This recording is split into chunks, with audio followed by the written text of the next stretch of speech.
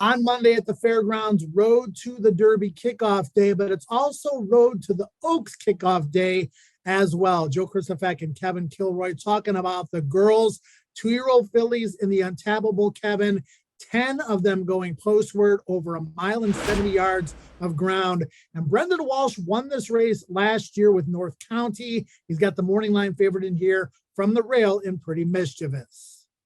Yeah, Pretty Mischief seems like the one to play in here to me. I think her and Baba are the two that I'll be using in my multi-race wagers. But just hearing the barn talk about how she's doing, how she's looking on the track in the mornings, I think she's going to take another step forward, which is going to take that to compete against some of these in terms of the figures that they've run. We got the rail here. Walsh won it last year. I think this is the horse that we want to really focus in on. Yeah, it's interesting because I thought she looked awesome when she broke her maiden around one turn at first asking at Churchill. And then she came back at Churchill over a sloppy track. And I thought, even though she won as the odds-on favorite, she was a little bit underwhelming.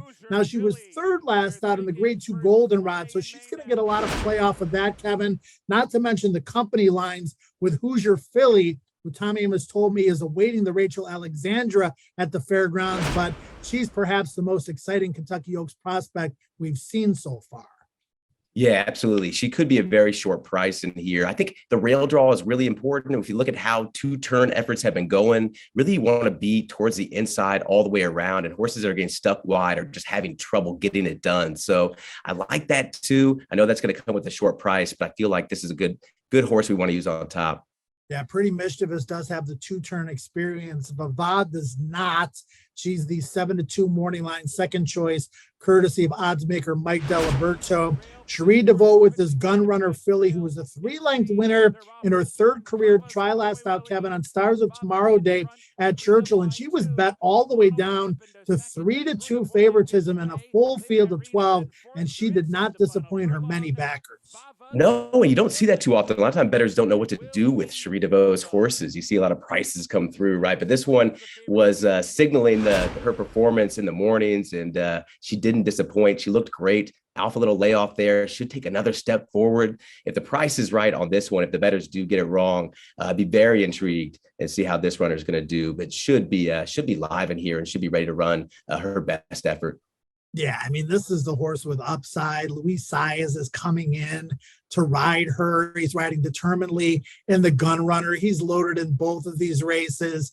He rode her in that victory last out. She did it very, very professionally. She's the one to me, Kevin, that has the most upside in this field moving forward, but again, has to answer the two-turn question. Mike Stidham's got a couple of interesting horses in here, Hang the Moon being one of them. The other one that he's got is All About Me. I think both of these horses are capable of stepping up. And then the Alice look. We talked about Brad Cox, just being loaded from top to bottom on this card. This is a $60,000 Keeneland September yearling purchase by Connect. But remember, Connect is also the sire of Hidden Connection. Yeah, absolutely. Having a great first 3-year-old crop, Hidden Connection can prove it there. And, the last run there, I know that they decided to go to the lead, right? They saw there wasn't any other speed in that race. They decided to take advantage of it. But the plan before that, before they knew who they drew up against, was to rate, took the blinkers off, was going to try to pass. So I don't know if that could come back to bite them, right? You learn a lot when you take the blinkers off and you rate. And she didn't get that chance. Now, that being said, maybe she ran out of her preferred running style and was still able to get it done. Those sort of uncertainties have me trying to beat this horse, especially knowing how Cox horses get bet. Yeah, she closed on debut to be third, and she broke very slowly. I thought she learned quite a bit that particular day. 7th in the final, in the follow-up start, I should say, but that was in the slop.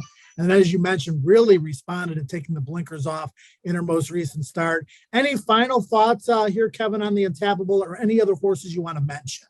Yeah, talking to Jason Barkley, 2-minute drill, he really expects her to step forward again.